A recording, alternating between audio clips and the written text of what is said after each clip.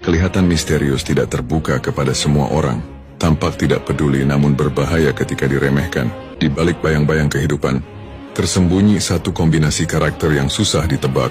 Karakter ini tak banyak berbicara, tetapi dinginnya memiliki makna tersendiri. Karakter ini bukan sekadar sikap, tetapi bagian dari bagaimana Sang Pencipta menunjukkan bahwa tidak semua hal harus diumbar.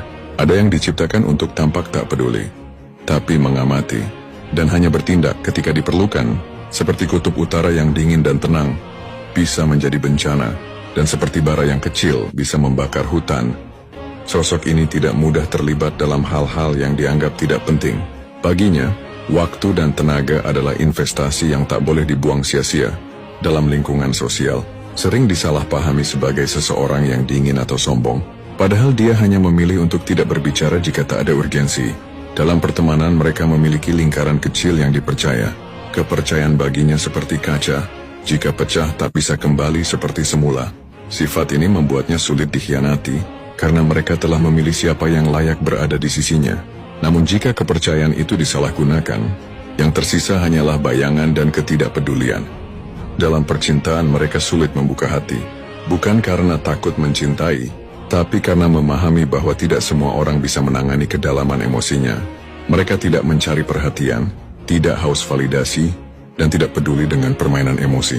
Hubungan baginya bukan tentang siapa yang bisa merayu, tetapi siapa yang bisa bertahan di dalam badai. Satu hal yang paling dibenci oleh karakter ini adalah kepalsuan. Baginya, kata-kata tanpa tindakan hanyalah debu yang tertiup angin. Janji manis tanpa bukti adalah lelucon yang tak lucu. Dalam percintaan, mereka tidak tahan dengan seseorang yang banyak bicara, tapi sedikit berbuat. Kepura-puraan cinta dalam narasi yang konyol, dan keinginan hanya untuk dimanja tanpa usaha. Karena itu yang akan membuatnya menjauh tanpa kata perpisahan. Mereka lebih memilih kesendirian daripada harus berbagi hidup dengan seseorang yang tak bisa diandalkan.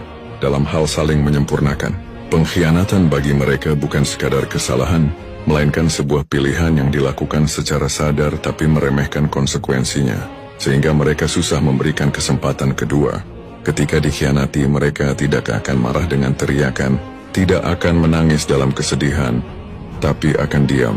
Dan dalam diam itulah hukuman terbesar diberikan. Mereka menghilang dari kehidupan orang yang mengkhianati mereka, seolah-olah tak pernah ada namamu dalam kisahnya. Namun dalam hal ini, mereka bukan merasa benar, melainkan karena memahami bahwa tidak semua orang layak untuk dipertahankan. Tidak semua luka harus diberi kesempatan untuk sembuh bersama. Dalam hal harga diri, mereka paling sensitif, karena jika harga diri diinjak, cerita bisa berubah. Seperti beruang kutub yang selama ini diam